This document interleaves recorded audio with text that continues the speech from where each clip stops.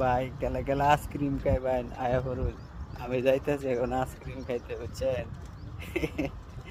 মন চাইতেছে আইসক্রিম খাইতে, বুঝছেন? তো যাই, ওই সামনে যে বিল্ডিংটা দেখা যায় ওই জায়গায় একটা ক্যান্টিন আছে আমার জানা মতো। তো আমি ওই জায়গায় যাব, বুঝছেন? তো একটা আইসক্রিম কিনবো চিন্তা ভাবনা করছি। আমার জন্য দোয়া করেন ভাই। বুঝছেন, যাতে আইসক্রিম আমি কিনতে পারি ভাই। হ্যাঁ, আচ্ছা। তো আমি যাইতেছি।